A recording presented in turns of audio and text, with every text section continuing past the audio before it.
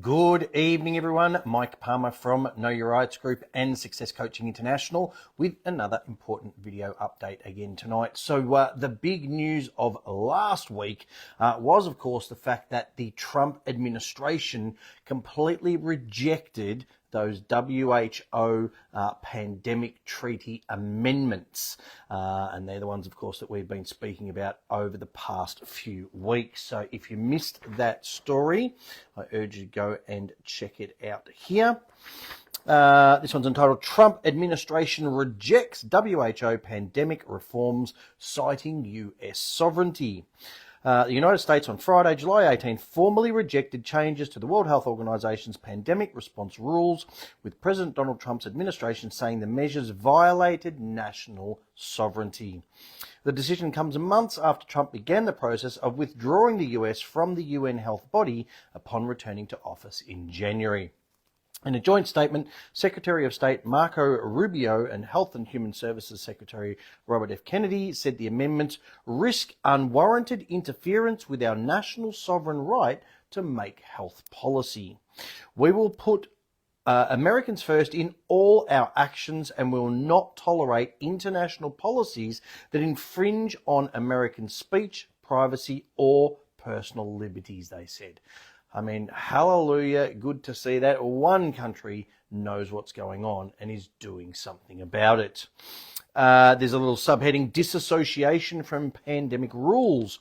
Rubio and Kennedy said the US was disassociating itself from a series of amendments to the international health regulations which provide the legal foundation for global coordination during disease outbreaks. Rubio and Kennedy also criticised the WHO's perceived political vulnerability during public health emergencies. The changes fail to adequately address the WHO's susceptibility to the political influence and censorship, most notably from China, during outbreaks, their statement said.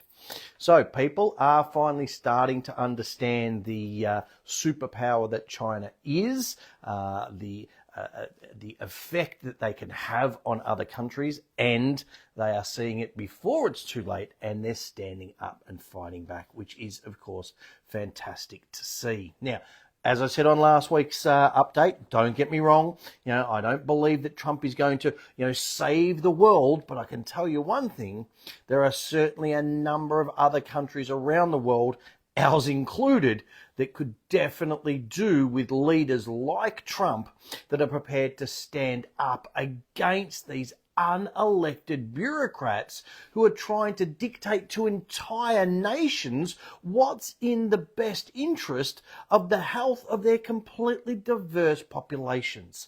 As always, it makes no sense. So, of course, what is Australia doing? Well, there's no word yet that our leaders have rejected the WHO health regulation amendments. So one group is taking it upon itself to write on behalf of Australians. And that is a detailed discussion that we will be having on Tuesday night's radio show.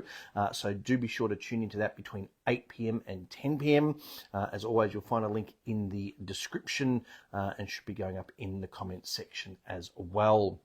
Now, instead, the media here in Australia are just parroting the same old fear propaganda. I mean, here's the latest thing. We've heard it all a million times, but they just keep going.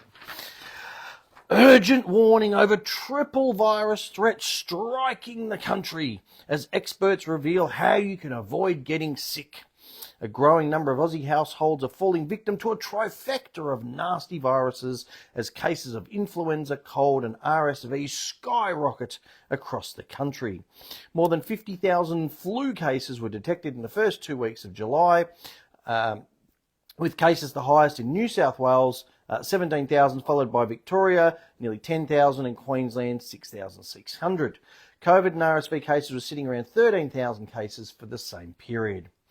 RACGP Vice President Dr. Ramya Raman said from May to June 2025, monthly influenza cases have more than doubled in most states off the back of one of the worst flu seasons on record in the Northern Hemisphere.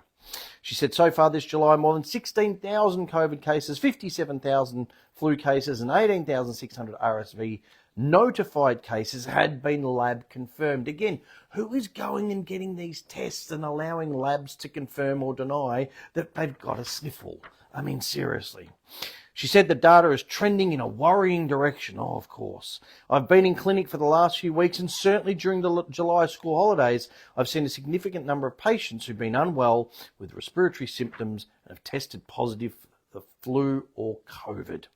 Flu immunisation coverage is down. So if patients haven't had a flu shot this year, now is the time. We can't be complacent, she said. And there it is, the good old kicker. You've got to get your flu vaccination. Now, here's the thing. A very simple online search will confirm that the flu immunisation isn't actually an immunisation at all. It simply reduces the chance of you getting it. It doesn't stop it completely, and it potentially lessens the severity of the symptoms if you do get it. Now, just imagine, for example, I came out here and I said, oh, the Aussie speeding fines book will immunise you against fines, and if you get the book, you'll never get a fine again. I mean, it'd be crazy, and the Facebook fact checkers would be on me like a shang on a rock, okay? They'd be there in a flash. Yet these so-called medical experts are able to get away with making these outrageous claims like it's an immunisation that they just can't back up at all. And the mainstream media print them, and they're just never, ever held to account. So why do they keep getting away with it? Well, as with most things in life, and certainly especially the ones that I've talked about on these videos a lot, it's all about the money. Now, if you need any further proof of that, just have a listen to this next article. This is straight out of our own backyard here in Australia, and this is very, very worrying. Billion-dollar deal takes University of Queensland vaccine tech to the world. The game-changing technology has been snapped up by pharmaceutical giant Sanofi.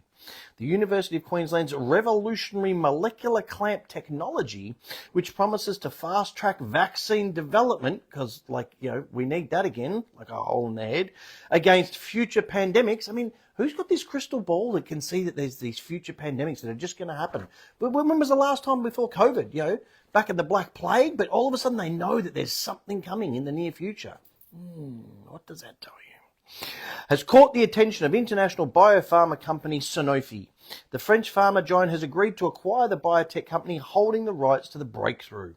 Under the eye-watering deal worth up to 1.6 billion or 2.44 billion Australian, Sanofi will purchase Vice Bio, the company licensing University of Queensland's cutting-edge technology for commercial use. Sanofi announced that the acquisition brings an early-stage combination vaccine candidate for respiratory syncytial virus RSV and human metapneumovirus HMPV, both respiratory viruses currently significantly impacting global health. Vice Bio's molecular clamp technology introduces a purposefully simple but thoughtful approach to further improve vaccine designs at a time when respiratory viral infections continue to impact millions globally.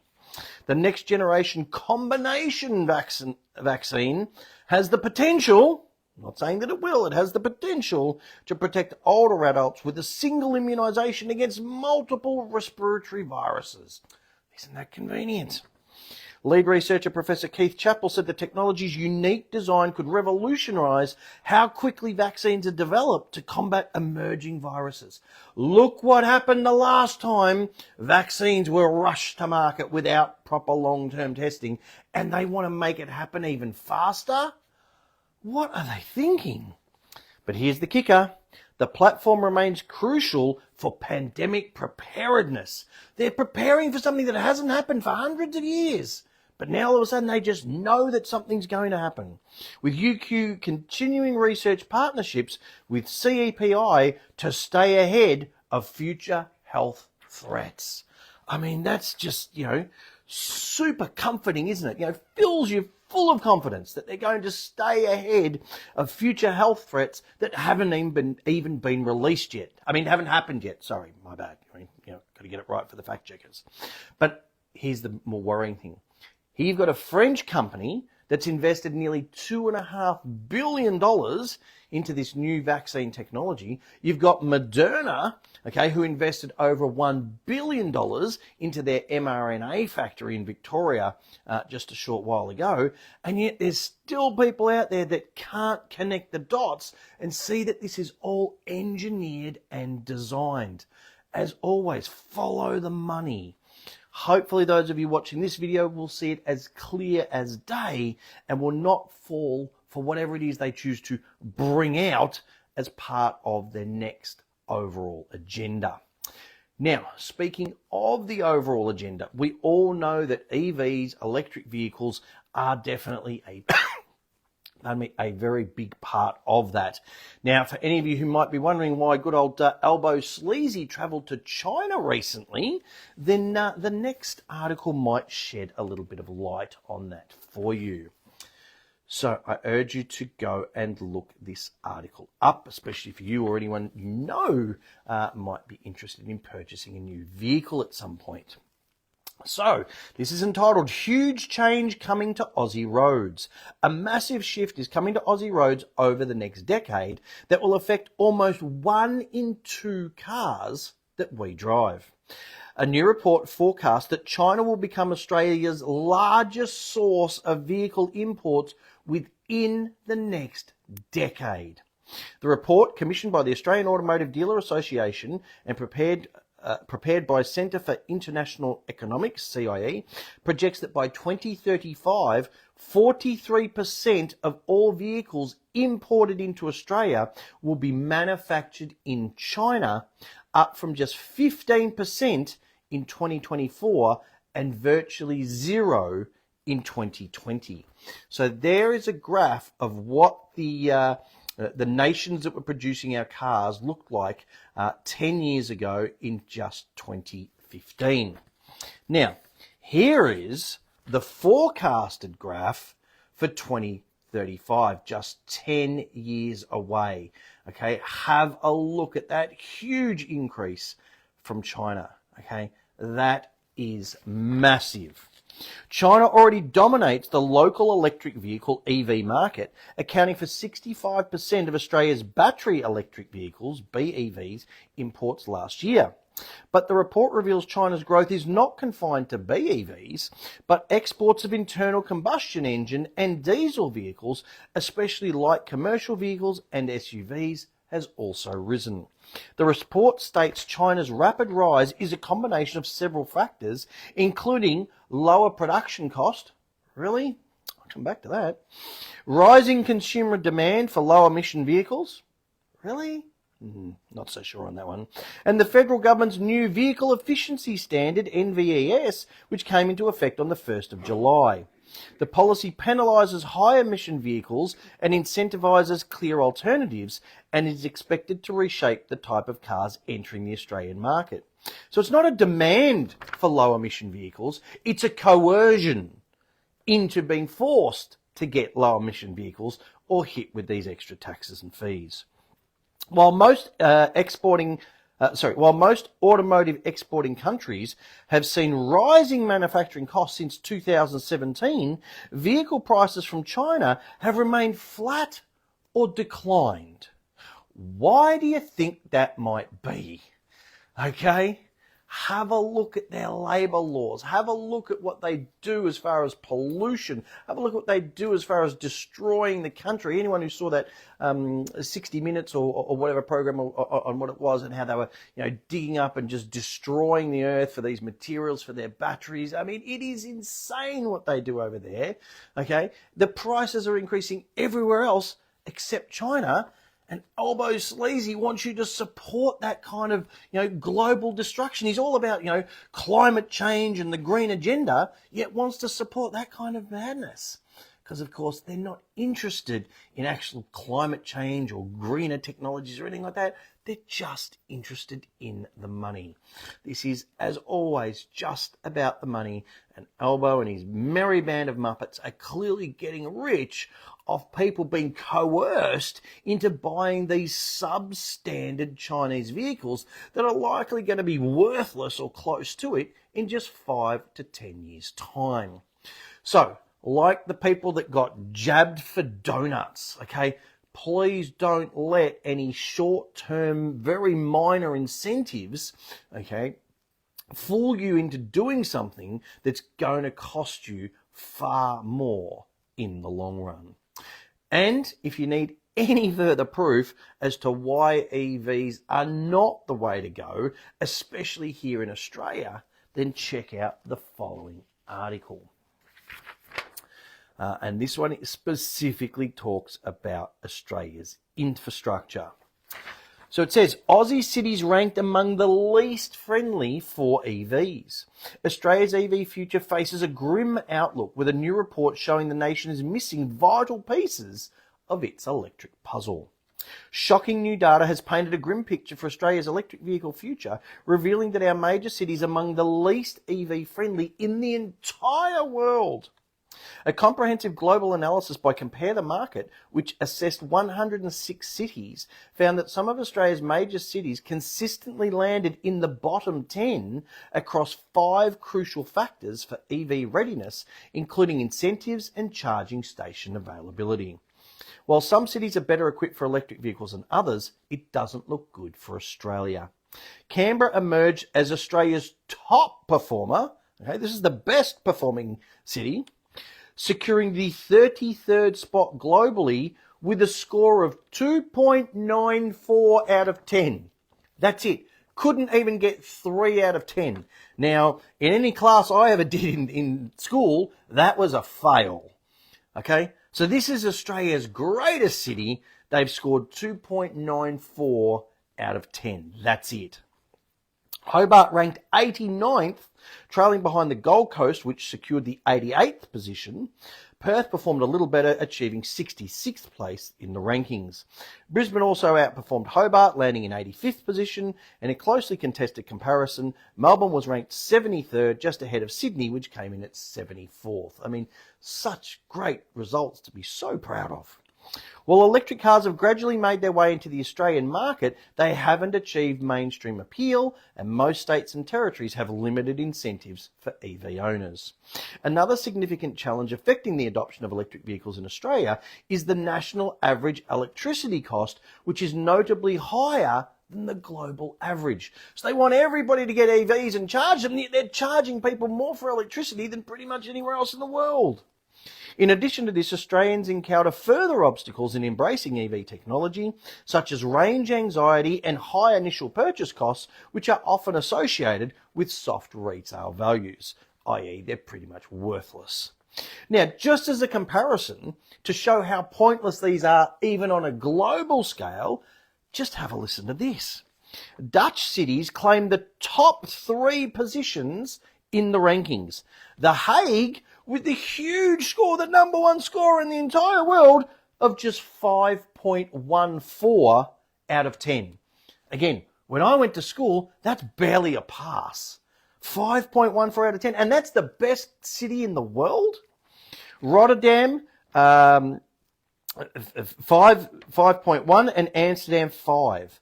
The report highlighted that these cities had the highest number of charging stations per capita, a key factor in the ranking system that allowed them to surpass other EV-friendly cities. But even the top ones in the world, it can barely even pass on the relevant figures and rankings. I mean, it just doesn't work. Okay, again, I just don't know how to make it any clearer. If you want to go out and get yourself an EV, then, best of British luck to you. But, you can't say you haven't been warned. Now, that leads me to our next topic, which is not about electric vehicles, but about electric cash. And the RBA is now trying to create programmable money that it can limit and restrict as it sees fit. Now, this is quite a long article and it is quite detailed, and I urge you, if you don't look up any other article, please make sure you look this article up. This is the most important article that I have shared in a very, very, very long time. So, this is what it's entitled: Money That Can Expire. RBA laying groundwork for a dystopian financial reality where money is given a brain and then the switch is handed to someone else. The Reserve Bank is quietly helping to build a world in which money could expire or be geographically restricted by jumping feet first into the world of programmable money. Something is happening to money, not the kind of change you notice right away, the kind that takes shape quietly in boardrooms and briefing notes. While Australians argue about interest rates and property prices, a different conversation is unfolding elsewhere, one that most people haven't heard of, let alone been invited to join. In Basel, Switzerland, a group of unelected officials is reshaping the future of money. The Bank of International Settlements, BIS, doesn't chase headlines or need public attention. It shapes monetary policy by guiding central banks around the world. And Australia's Reserve Bank isn't sitting this out. In fact, quite the opposite. Through a pilot called Project Pine, the RBA has begun laying the groundwork for a new financial architecture, one built not just on digital money, but on programmable money. And that distinction matters. Programmable money isn't just a digital version of what you already use. It's money with logic built in. Money that can be told what to do or what not to do. Money that carries conditions, parameters, instructions. Money that stops being neutral. We're witnessing a shift in who gets to decide how your money functions, how it moves, where it goes, what it touches, and what it refuses to. It's a shift in who holds the final say, the individual or the system. Programmable money means every single transaction can be pre-shaped. Every permission can be baked into the code. And every restriction can be enforced automatically without warning and without recourse. This is money that can expire. Spend it within 30 days or it disappears. This is money that can be geographically constrained, valid in one postcode and invalid in the next. This is money that knows what it's being spent on and money that can say no when it doesn't like the answer. No gambling, no late night purchases, no donations to flagged organisations, no payments to non-compliant vendors, not because you did anything wrong, but because the system doesn't approve. And this system doesn't need a debate in Parliament to make these changes. It just needs a policy tweak, a regulatory update, a line of code. Taxation becomes real time. No filing, no refunds, no deductions. Every transaction taxed at the point of sale.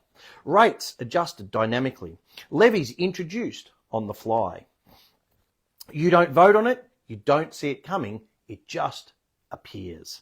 And if a purchase doesn't comply, if it violates the parameters set by regulators or AI-driven compliance tools, it can be reversed. This isn't a vision for the distant future. This is happening right now. The BIS has published detailed technical papers on how programmable money can function. The infrastructure already exists. The pilots are underway. Australia, of course, was one of the first to sign on. It's part of a larger trend, a slow, deliberate expansion of regulatory power that has taken shape over the past decade. Behind the scenes, Australia's financial regulators have been building the scaffolding quietly, incrementally, with no fanfare, just a steady layering of oversight, compliance and surveillance. Anti-money laundering reforms, digital asset frameworks, know your customer mandates, which is what all the banks are implementing at the moment, real-time transaction monitoring, rules that in our isolation sound reasonable, maybe even necessary, but in aggregate, together they form the machinery of a system capable of managing a national economy in real time. A system where intervention is no longer occasional, it's constant, silent and completely automatic, built into the fabric of the transaction itself. This is how systemic change happens in countries like Australia. It can be used to shape behaviour, enforce compliance, reward the approve, and marginalise the disobedient. That's not dystopian speculation. It's a practical consequence of giving money a brain and then handing the switch to someone else. So please, go and read that entire article for yourselves and make sure that you understand it. Once you realise what a problem is, what can we do to stop it?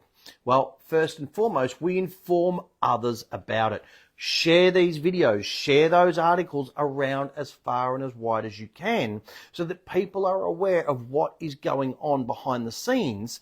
And of course, most importantly, keep using cash wherever possible.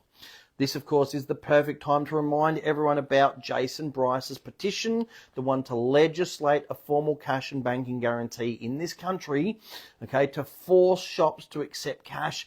So please, if you haven't added your signature to that, you will find a link in the comments. If you're watching this on YouTube or BitChute, just do a search for petition to legislate formal cash and banking guarantee in Australia, and it will pop right up. Please make sure you also join our Call Out Cashless Businesses Facebook group. Let's continue to name and shame those businesses that refuse to accept cash. Okay, and of course, name those that do support it. And of course, don't forget to join the sister group, which is the Cash is King discussion group, which is the perfect place to share these videos around, these ideas, these concepts, those sorts of articles.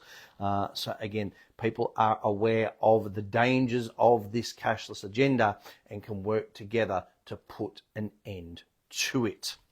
All right, now the final thing that I'm sure everybody watching this video wants to put an end to, and that is these ridiculous, pointless, and completely overpriced welcome to country ceremonies. And look, just like Trump, also I don't think she has all the answers. I don't think she's going to save everybody, but Pauline Hanson certainly has the right idea by standing up against this insanity in Parliament. Now, if you didn't hear about what she and her fellow senators did this week, go and have a look at this article.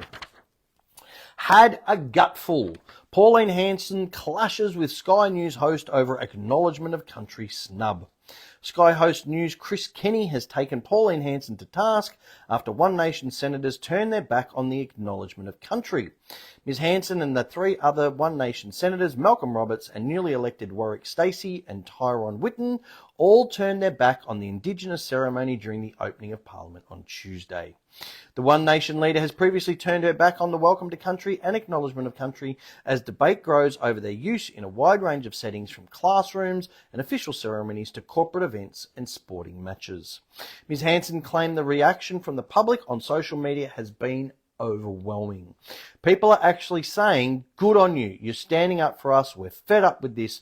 We voted against the voice. We don't want this. It's overdone. Ms Hanson went on to insist the welcome to country and acknowledgement of country were a recent invention. This was introduced by Ernie Dingo in the 1970s. It is not a custom of the Aboriginal people. That's rubbish, she said. Okay, please go and read that article, and if it fires you up and makes you want to do something, then that's even better. Again, use that to keep the pressure on your elected representatives. Write to them, okay, and remind them that Australia voted no. Okay, explain that this is not, not some, historical event that celebrates Indigenous people. It's a very recent, money-making invention, and we are sick to death of having our hard-earned taxpayer money wasted on this nonsense. Now, most importantly, whatever you do, stand up for what you believe in, whatever that may be, no matter how unpopular that view may be to others. It's your life, and as long as you're not harming anyone else, then it should be lived in your way. And finally, just before I finish up, if you want even more tools, techniques, and strategies for living your life in your way, and of course standing up for yourself, a very quick reminder that our next webinar, which is on how to navigate Aussie, okay, that is the online resource that myself, Darren and Daryl all use ourselves to find case precedents, sections of legislation, whenever we want to challenge something or argue something. That's the online tool that we use. Okay, that's what's been covered in this Sunday's webinar. We're also going through proper due process, what it is, how it works, and how to ensure that the police, the courts, and any agencies out there actually follow it. Okay, and then finally, this knockout legal argument regarding the King of Australia. So it doesn't matter what court case you might be dealing with, you know, child support, ATO, family court, traffic fines, rates, anything. It knocks the courts out solid, this one single argument, and we're covering all of that in one day on Sunday. Now, at the time of writing these notes, there was only 5 VIP spots left, so please don't leave it to the last minute, because I guarantee you those spots will be gone by Sunday, and especially if you want a copy of our new 40-page PDF webinar workbook, a copy of all of our actual presentations so that you can go back and review that information, you know, after the event, and of course access to the additional 1-hour bonus Q&A session. I urge you to jump onto our webinar page, go down to the 4th webinar, it's the Legal Truth webinar, and secure your spot now before they are gone. It'll also detail on that page what other webinars we've got coming up.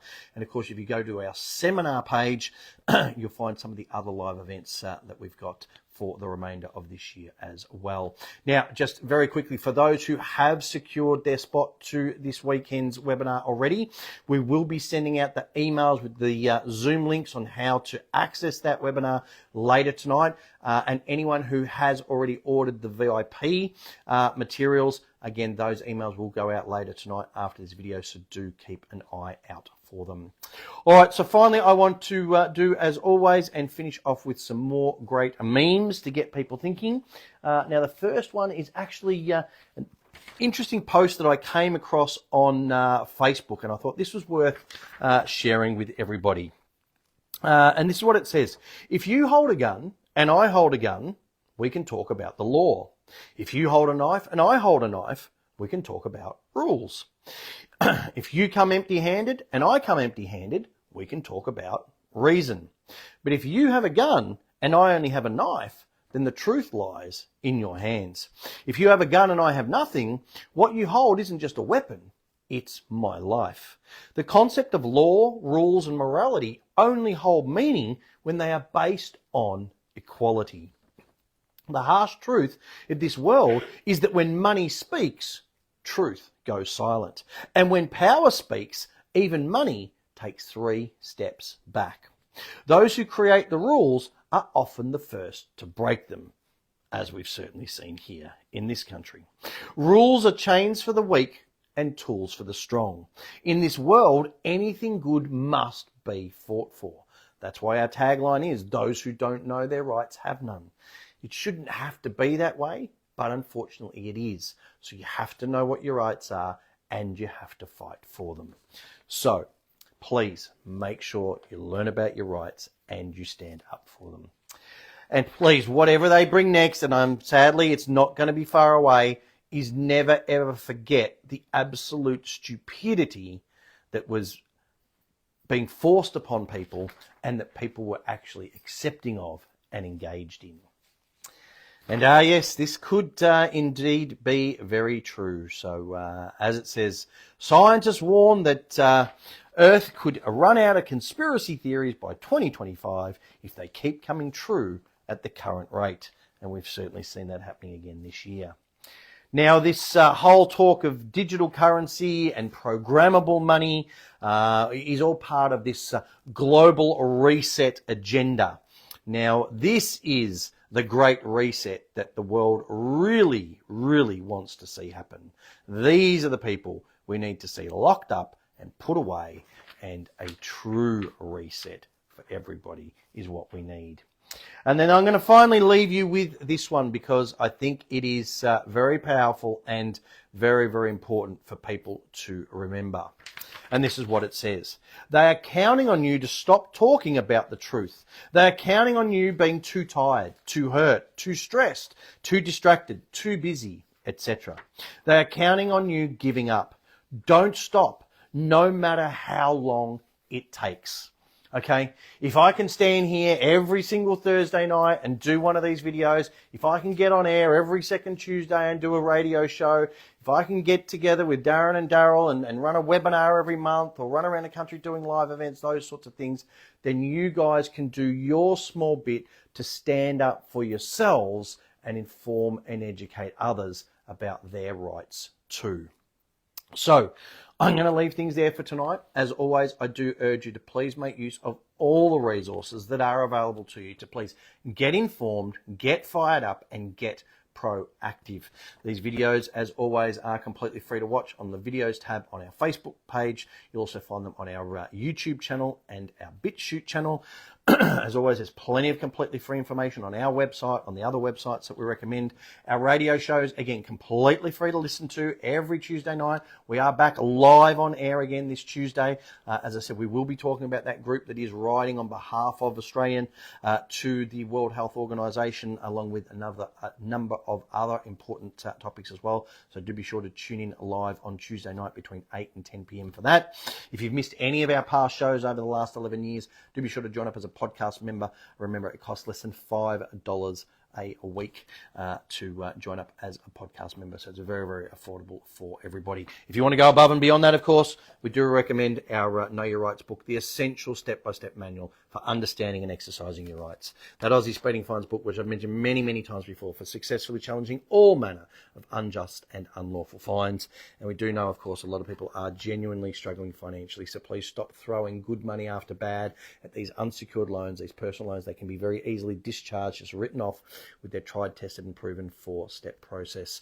As always, you can get these books individually. You can get them all together as part of the combo pack, save a little bit of extra money, save on postage, all that kind of stuff. You do get the tote bag thrown in as a nice little bonus free of charge.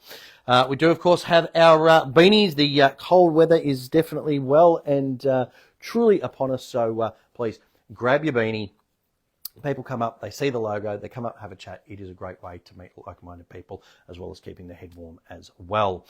We do hope to see many of you on Sunday at our Legal Truth webinar. If you can't make that for whatever reason, please do consider getting a copy of our full home study course, which is a complete recording of one of our 2.5-day live events. We are not doing those events moving forward, so this is the only way to access that detailed information. There's 17 DVDs plus a CD with all the documents that we use. You can pause, rewind, fast forward in the comfort of your own home. There's 3 custom-made workbooks. There's sections to write notes next to every slide from every presentation, and it is a brilliant resource that you'll come back to again and again and again over the years. So I'm going to leave things there. Hope you all have a fantastic weekend. We'll either see you on Sunday for the webinar, next Tuesday for our live radio show, or of course next Thursday night for our next video update. Until then,